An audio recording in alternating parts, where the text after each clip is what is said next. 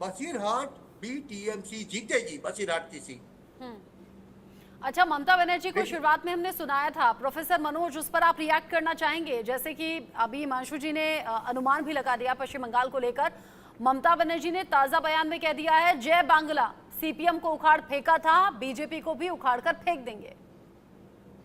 देखिए रचना जी, ममता जी इसी चीज के लिए जानी जाती हैं, क्योंकि अगर आप उनका पिछला इतिहास अगर आप देखिएगा तो उन्होंने जब लेफ्ट को हटाया था तो उन्होंने उस समय नारा दिया था, हमार नाम तुम्हार नाम साबर नाम नंदीग्राम। तो ये जो इस तरीके का स्लोगन है वेस्ट बंगाल ये कॉन्फिडेंस लेकिन काम तो करता है, विधानसभा इलेक्शन में काम कर गया कॉन्फिडेंस। देखिए पैर में चोट लगी थी, एक पैर से सबको हरा दिया था। रचना जी मैं आपकी बात से बिल्कुल सहमत हूं, और कोई भी लीडर, कोई भी पॉलिटिकल पार्टी का लीडर अपने वोटर्स में एक तरीके का इंथुजियाज्म भरने के लिए इस तरीके का स्लोगन देता है, लेकिन आपको देखना होगा कि ये चुनाव विधानसभा का नहीं है, ये लोकसभा का चुनाव है। और जिस प्रकार से वहां वेस्ट बंगाल में बिफोर राम मंदिर का क्या पोजीशन था, आफ्टर राम मंदिर क्या पोजीशन हुआ, उसके बाद से संदेश खाली के बाद से किस तरीके से घटनाएं बदली, आफ्टर पोल जो विधानसभा का चुनाव हुआ था वहां पे किस तरीके से एट्रोसिटी हुई, वहां पे किस प्रकार से वहां के जो बीजेपी के समर्थक थे या जो खास करके जो हिंदू समाज के जो लोग थे, जिस प्रकार से उनके साथ एट्रोसिटी किया गया, ये सारा जब आप देखती हैं तो मुझे लगता है कि अभी जो हिमांशु जी जो बोल रहे थे, जो 24-25 सीट जो बीजेपी को आने की बात करें, मुझे लगता है कि बिल्कुल 100% ऐसा होगा। और वोटिंग परसेंटेज भी जिस तरीके से वहां पे बढ़ रहा है, जैसे एक तरफ हम खुद आकलन करते हैं कि वोटिंग परसेंटेज का मतलब होता है कि अगर वोटिंग परसेंटेज बढ़ रहा है यानी कि उसके अगेंस्ट में जा रहा है, और एक तरफ जब जहां लो वोट होता है तो हम बोलते हैं, तो मुझे लगता है कि जो हम लोग आकलन भी करते हैं तो स्टेट वाइज आकलन हमें करना पड़ेगा, क्योंकि वेस्ट बंगाल की जो राजनीतिक स्थिति है, और आज के डेट में देखिए, अभी भद्रलोक की बात कर रहे थे, ये तो भद्रलोक सिर्फ अब आज के डेट में किताबों में देखने को मिलता है, क्योंकि आप देख सकते हैं वहां पे किस तरह की घटनाएं होती है, किस प्रकार से वहां पे बम गोली बंदूक, लेकिन बावजूद इसके सबसे ज्यादा वोटिंग परसेंटेज भी पश्चिम बंगाल से ही हर फेज में निकलकर सामने आया है, लगभग। और इसीलिए हम कहते हैं पश्चिम बंगाल में अगर छिटपुट घटनाएं होती भी हैं तो लोग वोट डालने के लिए निकलते भी हैं। लेकिन अरविंद सर, अभी जो 7वें चरण से ठीक पहले ममता बनर्जी का कॉन्फिडेंस है जिस पर हम बात कर रहे हैं, 1 जून को मल्लिकार्जुन खड़गे ने इंडिया अलायंस की मीटिंग बुलाई है, ममता बनर्जी ने दूरी बना ली है, चुनाव का हवाला देते हुए कह दिया है मैं नहीं आ पाऊंगी इस मीटिंग में। इसके मतलब और मायने क्या हैं? देखिए, इंडिया गठबंधन के हिसाब से देखें तो अभी सचमुच कोई ऐसा गठबंधन अब बना है, न लीडरशिप के सवाल पे, न एजेंडे के सवाल पे, न प्रोग्राम के सवाल पे, अभी कुछ भी कोऑर्डिनेटर भी ढंग से कोई नहीं चुना जा सकता है, तो वो अभी ढीला ढाला है। एक ही पॉइंट पे वो लोग सहमत रहे हैं कि नरेंद्र मोदी के पैरेलल हमको अपोजिशन का एक कैंडिडेट देना है, और वो लगभग उन्होंने हासिल कर लिया पूरे देश में। मोटे तौर पे मैं कहूँगा, थोड़ी जगह टकराव है, अदरवाइज वो हासिल कर ली। ये अपने आप में मुझे लगता है कि महत्वपूर्ण रहा है इस चुनाव का, और लोगों ने इंडिया गठबंधन को कितना मोल दिया नहीं दिया, या उनके प्रोग्राम को देखा नहीं देखा, लीडरशिप को के बारे में सवाल उठाए कि नहीं, क्योंकि वो सवाल हम देख रहे हैं कि अब उनका विपक्ष भी नहीं उठा रहा है। विपक्ष ने अगर उनका कोई सवाल उठाया तो कांग्रेस का जो मैनिफेस्टो आया उसी पे सिर्फ मोदी जी का रिएक्शन काफ़ी समय तक और तीखा रहा, क्योंकि कांग्रेस मैनिफेस्टो बेहतर बना है, वो कोई इंडिया का मैनिफेस्टो नहीं है और उस तरह का कोई साझा कार्यक्रम नहीं है, लेकिन कांग्रेस का मैनिफेस्टो काफ़ी तैयारी से बना है, तो उसको लेके मोदी जी का रिएक्शन था। तो इतने ही भर अभी उधर से आया है, अभी उनको अगर एकजुट होना है और चुनाव के बाद कोई ऐसी स्थिति बनती है कि उनके एकजुट होने से कोई फर्क पड़ेगा, सरकार बनाने की स्थिति आएगी, तो अभी उनको बहुत लंबी दूरी तय करनी पड़ेगी, और उसमें ममता बनर्जी को संभालना या ममता बनर्जी को साथ लेना तो एक प्रोग्राम है, तो मैं मानता हूं, और वो हम सब लोग पहले से नोटिस कर रहे हैं कि ममता जी का व्यवहार इंडिया गठबंधन के प्रति क्या है। चलिए, रैनिक दत्ता मेरे सहयोगी बन गए हैं मेरे साथ कोलकाता से, उनसे भी जरा जो ग्राउंड रिपोर्ट है क्या कह रही है वो भी जरा हालचाल ले लें। रैनिक, क्या सिचुएशन है? 9 सीटें वहां पर हैं अभी जिन पर चुनाव होना है, किस तरह का राजनीतिक माहौल आप देख रहे हैं? ये 9 की 9 सीटों पर पिछली बार टीएमसी चुनाव जीती थी। एकदम में देखिए आखिरी चरण में 9 सीटें हैं और 9 सीटों में पिछली बार टीएमसी का जीत हुआ था, मगर इस बार जो है बहुत सारे सीट के ऊपर नजर रहेगा, क्योंकि एक तरफ जब संदेश खाली इशू है और संदेश खाली जिस जगह में है वो बशीरहाट में अभी चुनाव होने जा रहा है, और संदेश खाली का इफेक्ट इस बशीरहाट लोकसभा में आएगा कि नहीं इसमें भी नजर आएगा, क्योंकि बीजेपी की तरफ से जिस तरीके से संदेश खाली इशू को सामने लेके आया गया था, ये इशू को लेकर बार बार से जिस तरीके से आंदोलन हुआ था, उसके बाद बीजेपी का इस बार का उम्मीदवार जो है वो भी संदेश खाली का पीड़ित महिला ही है, और इस बात के लिए ही ये जो जगह ये बशीरहाट ये हॉट सीट होने जा रहा है, क्योंकि एक तरफ जब ये बशीरहाट में टीएमसी का हैट्रिक हो चुका है, दूसरी तरफ बीजेपी के तरफ से इस बार जो उम्मीदवार है वो संदेश खाली का ये जो आंदोलन इसका जो पीड़ित महिला वो रेखा पात्रो इस बार का उम्मीदवार है। और दूसरी तरफ अगर देखा जाए कि ये 9 जगह में सेकेंड अगर हॉट सीट किसी भी जगह हो तो नॉर्थ कोलकाता है, क्योंकि नॉर्थ कोलकाता में एक तरफ है टीएमसी का उम्मीदवार सुदीप बंदोपाध्याय जो कि बहुत संदेश खाली को लेकर एक स्ट्रिंग भी सर्कुलेट हुआ था पुराना जिसमें ये बताया जा रहा था कि संदेश खाली की पूरी घटना बिल्कुल फर्जी है। ये शायद टीएमसी की तरफ से सर्कुलेट हुआ था ये वीडियो, इसका कुछ असर है? एकदम देखिए इसका असर भी तो रहेगा, क्योंकि एक तरफ बीजेपी की तरफ से दावा किया जा रहा था संदेश खाली में जिस तरीके का घटना हुआ है उसमें टीएमसी शामिल था, दूसरी तरफ अगर देखा जाए टीएमसी की तरफ से जो स्ट्रिंग वीडियो दिया गया है उसमें शुभेंदु अधिकारी का नाम करके बीजेपी का एक वर्कर उनके तरफ से बोला जा रहा है कि ये पूरा मामला पूरा रचा हुआ है, और इस बात को लेकर ही टीएमसी जिस तरीके से प्रचार कर रहे हैं, टीएमसी का अभी प्रचार का जो धरन वो पूरा चेंज हो चुका है। पहले तो संदेश खाली को लेकर कोई बयान नहीं दे रहे थे टीएमसी, मगर ये जो स्ट्रिंग वीडियो सामने आया उसके बाद से संदेश खाली एक झूठ है ऐसा प्रचार टीएमसी की तरफ से किया जा रहा है। रैनिक, आपकी इस बात पर हिमांशु जी रिएक्ट करना चाहते हैं, लेकिन उससे पहले एक सवाल मैं आपसे कर लूं, चूंकि ममता बनर्जी के ताजा बयान पर भी हमने बात की है जिसमें वो कह रही है सीपीएम को उखाड़ फेंका, अब बीजेपी को भी उखाड़ फेंकेंगे, ये उखाड़ फेंकने का कॉन्फिडेंस ममता बनर्जी में कहां से आ रहा है? क्या आम लोगों में इस तरह की सुगबुगाहट, इस तरह की चर्चा है क्या कि वो एक तरफा सपोर्ट टीएमसी को कर रहे हैं? देखिए ममता बनर्जी की तरफ से जिस तरीके का बयान दिया जा रहा है वो ममता बनर्जी का कॉन्फिडेंट है, क्योंकि इसके पहले भी दिखा गया था, अगर 2009 साल से अभी तक 2024 तक दिखा जाए कि ममता बनर्जी का जो बॉडी लैंग्वेज ही बंगाल में टीएमसी को पावर देते हैं बोल सकते हैं, क्योंकि ममता बनर्जी की तरफ से 2021 में भी दिखा गया था, पैर टूटने के बावजूद भी हर एक जगह में हर एक कंस्टिट्यूंसी में वो जाके प्रचार किए थे।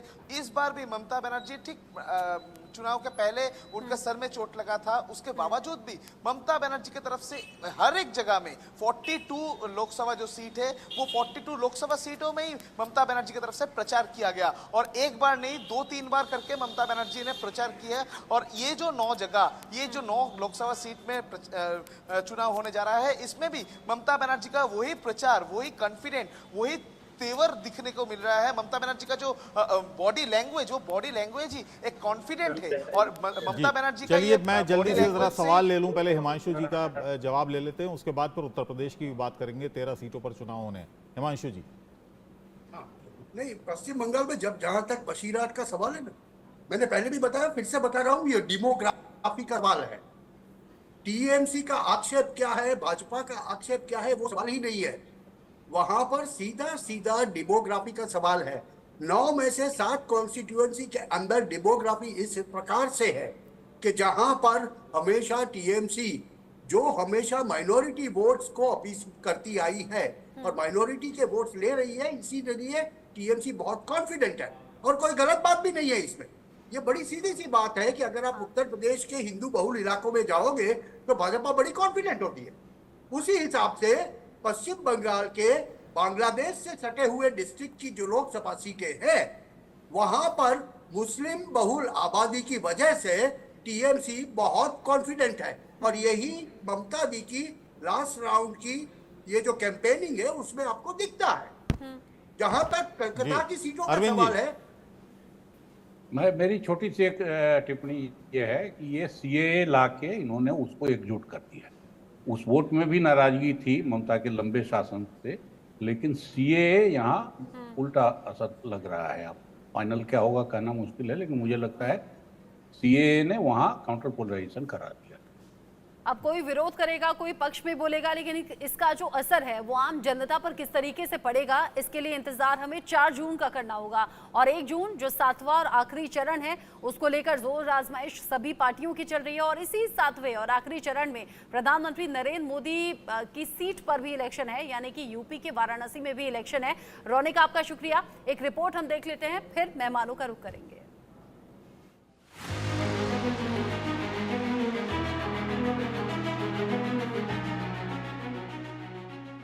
यही दौर अंतिम, यही दौर भारी।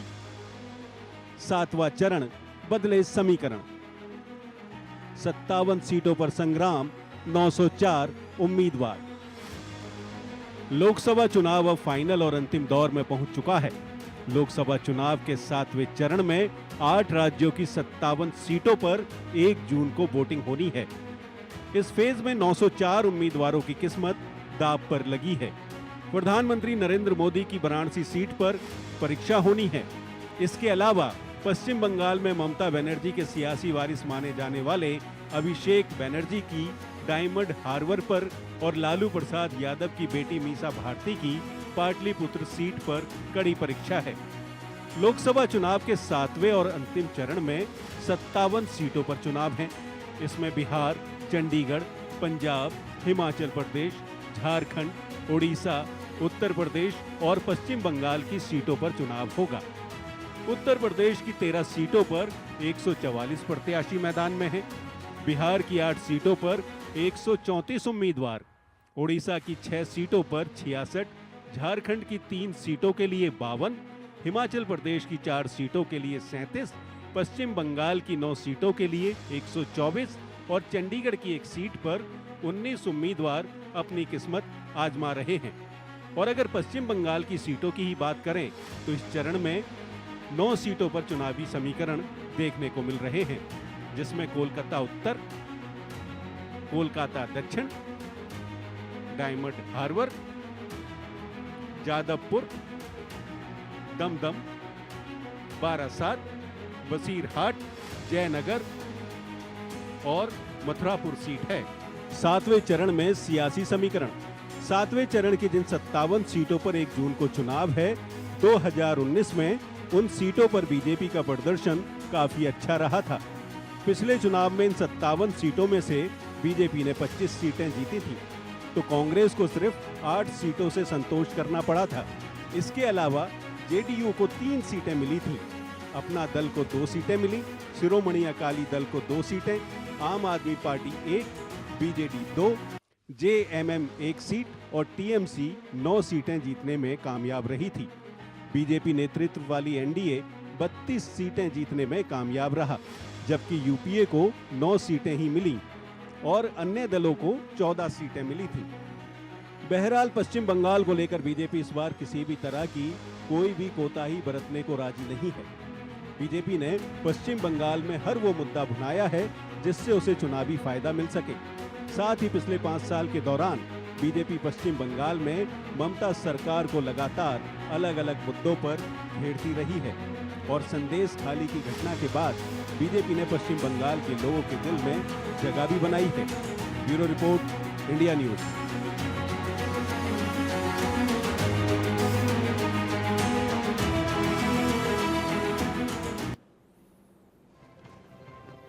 चलिए अब उत्तर प्रदेश की बात भी कर लेते हैं, काशी की बात करते हैं। लोकसभा चुनाव के 7वें चरण को लेकर बीजेपी से लेकर इंडिया गठबंधन समेत अन्य दलों ने अपनी अपनी कमर कस ली है।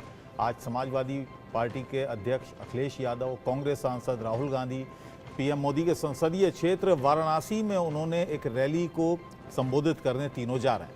इस रैली में परिवर्तन संकल्प सभा इसे नाम दिया गया है। वहीं सीएम योगी समेत कई केंद्रीय मंत्री यूपी की अलग अलग लोकसभा सीटों पर बीजेपी कैंडिडेट के समर्थन में चुनाव प्रचार करेंगे। वहीं दूसरी तरफ बीजेपी की भी तैयारी बढ़ी है। काशी से पीएम मोदी इतिहास रचने को तैयार हैं।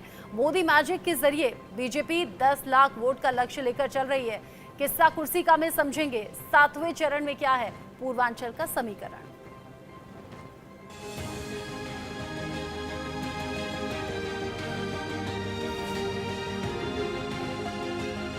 मां गंगा ने पहले मुझे काशी बुलाया था, अब मां गंगा ने मुझे गोद ले लिया है।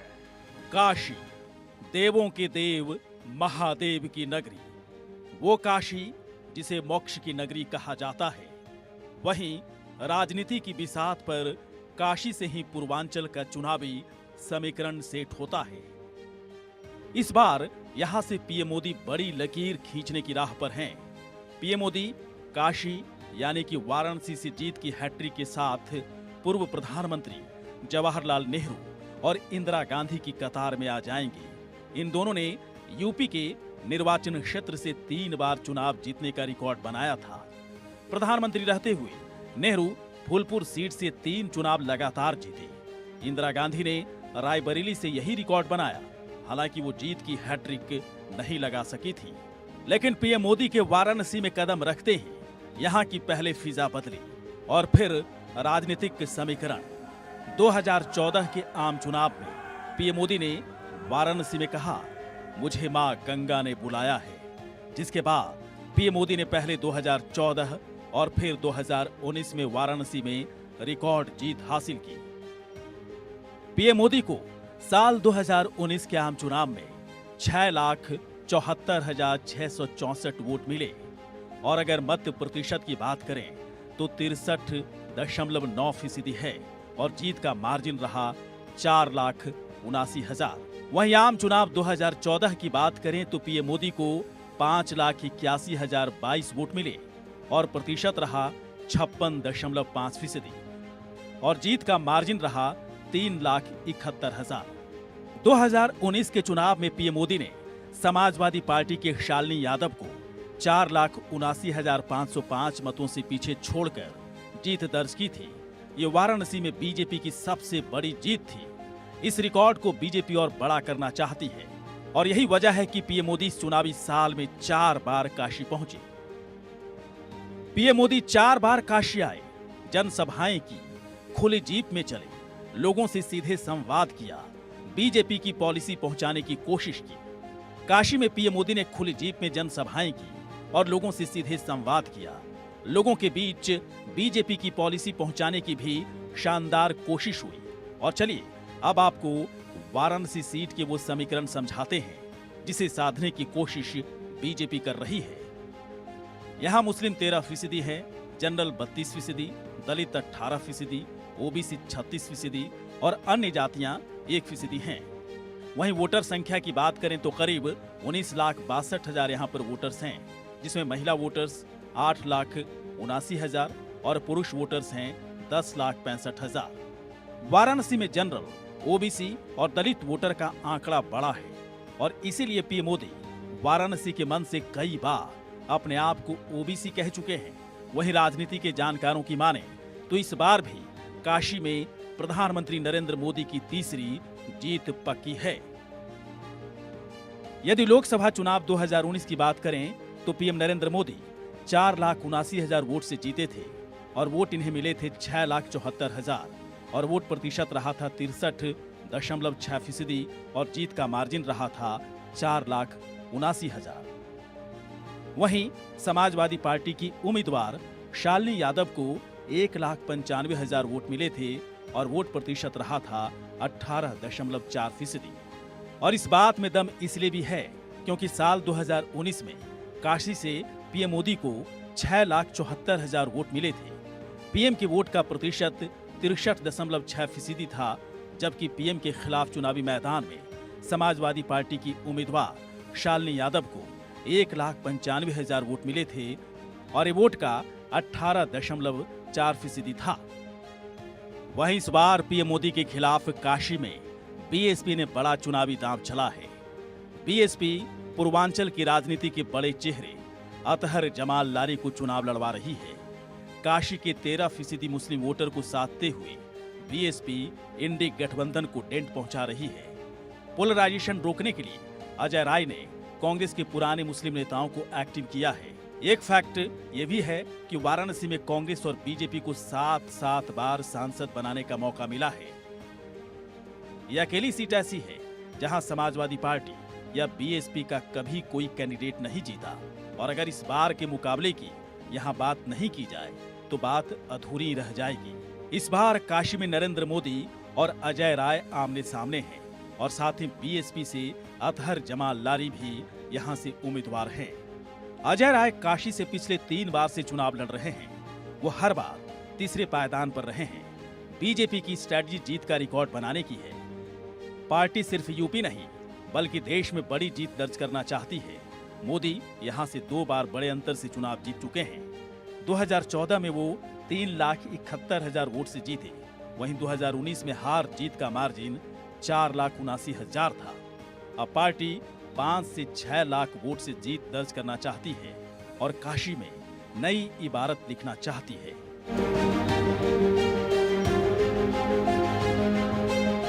Bureau report, India news.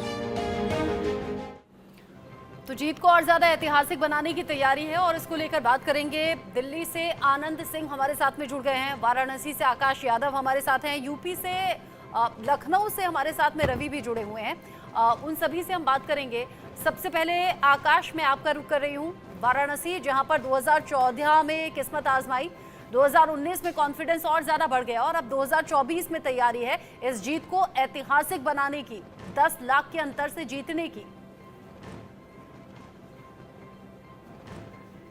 देखिए, भारतीय जनता पार्टी इस बात को जानती है कि ग्राउंड मजबूत है तो वोट पाना निश्चित है। इसीलिए पीएम मोदी चाहे बनारस में कितनी बार भी दौरा हो, वो बूथ लेवल के कार्यकर्ताओं से बैठक करते हैं, उनसे संवाद करते हैं, उनसे फीडबैक लेते हैं। इसलिए पीएम मोदी ने केंद्रीय मंत्रालय तक को बनारस में उतार दिया है और जो भारतीय जनता पार्टी के जो बड़े नेता है, शीर्ष नेता है, वो भी इस बात से गुरेज नहीं कर रहे हैं कि इस बार जो आंकड़ा होगा जीत का वो 10 लाख होगा। लेकिन रत्ना जी, इस बार जो 7वें चरण का चुनाव है उसको लेकर जो विपक्ष है, जिसमें अखिलेश यादव 2017 में राहुल गांधी के साथ विधानसभा चुनाव के दौरान संयुक्त रोड शो में काशी में दिखे थे और आज 2024 के दौरान 7वें चरण के लोकसभा चुनाव से पहले काशी में संयुक्त जनसभा करेंगे, तो अपने प्रत्याशी के पक्ष में वोट मांगेंगे। उसके साथ ही पूर्वांचल का जो सीटों का समीकरण है उसे बनारस से ही साधने की पूरी तैयारी है।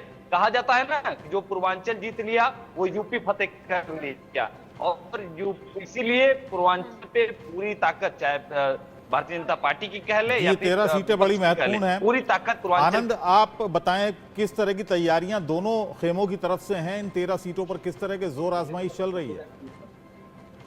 जी, जैसा कि हम बात करें, अगर 13 सीटों की बात करते हैं उत्तर प्रदेश की, तो कांग्रेस जो है लगातार अपनी पूरी ताकत झोंक रही है उत्तर प्रदेश में, और उसके साथ ही साथ समाजवादी पार्टी के जो अध्यक्ष, राष्ट्रीय अध्यक्ष अखिलेश यादव, वो भी कांग्रेस के साथ पूरी ताकत झोंकते हुए नजर आ रहे हैं। अभी 2 दिन पूर्व ही 25 तारीख को जिस तरह से प्रियंका गांधी और डिम्पल यादव, जो अखिलेश यादव की पत्नी भी है, उन्होंने भी वाराणसी में एक बड़ा रोड शो किया था, जहां से प्रधानमंत्री नरेंद्र मोदी खुद से चुनावी मैदान में तीसरी बार आए हैं। और चूंकि इस बार कांग्रेस के अजय राय जी वहां से फिर से चुनाव लड़ रहे हैं, तो कांग्रेस चाहती है कि एक अच्छी लड़ाई दी जाए प्रधानमंत्री नरेंद्र मोदी को।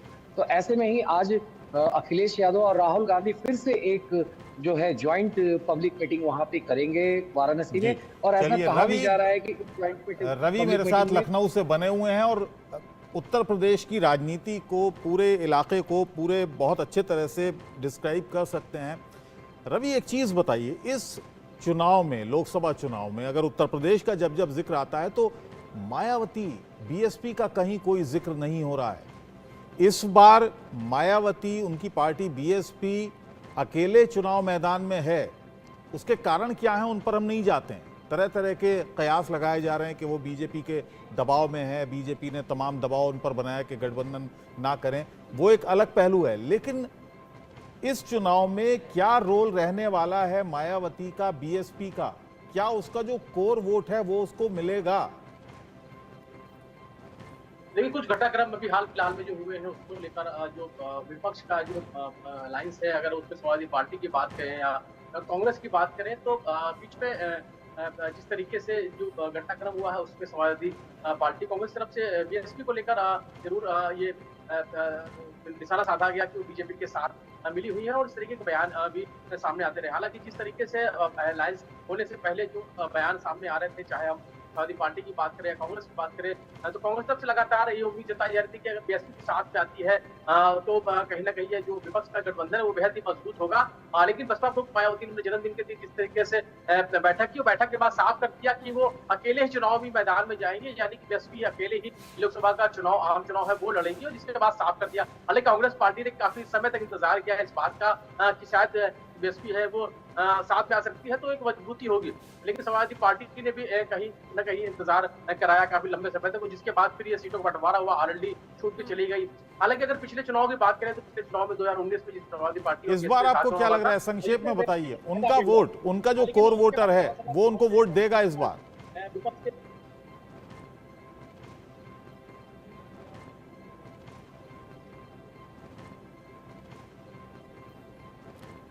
रवि जी, मायावती का कोर वोटर उनको वोट देगा इस बार या नहीं? संक्षेप में बता दीजिए क्योंकि वक्त कम है। देखिए, बीएसपी का तो अपना एक वोट बैंक है और इसी के आधार पर ही कुछ चुनाव हल होती है, लेकिन जिस तरीके से विपक्ष का एक बड़ा अलायंस तैयार हो रहा था और लगातार चर्चाएं भी थी कि शायद बीएसपी के साथ होगी, लेकिन बीएसपी ने अकेले चुनाव लड़ने का फैसला लिया। हालांकि अगर चर्चा की बात करें तो एक तरफ अगर हम जो इंडिया गठबंधन है, यानी विपक्ष का जो गठबंधन है, अलायंस है, वो अपने सहयोगी दलों के साथ में है। अगर उत्तर प्रदेश की बात करें, समाजवादी पार्टी, कांग्रेस है, अपनी अलग अलग तरीके से है। चुनावी भाषण भी हमने खूब देख लिए, आरोप प्रत्यारोप भी हमने खूब देख लिए, टीवी चैनल्स को, मीडिया को, इंटरव्यू का दौर भी खूब चल रहा है। अब किसकी बातों में कितना दम है या कितना असर आम जनता पर है, इसका रिजल्ट 4 जून को हम सबके सामने होगा। रवि, आकाश, आनंद, बहुत शुक्रिया ये सभी अपडेट्स हमारे दर्शकों तक पहुंचाने के लिए। हिमांशु जी, मनोज जी और साथ ही साथ अरविंद सर, आपका भी शुक्रिया इस डिस्कशन में साथ में रहने के लिए। 7वां और अंतिम चरण जिसको लेकर तैयारियां राजनीतिक पार्टियों की हैं और आपके अपने चैनल की भी हैं। चलिए छोटा सा ब्रेक के बाद भी खबरों का सिलसिला जारी रहेगा।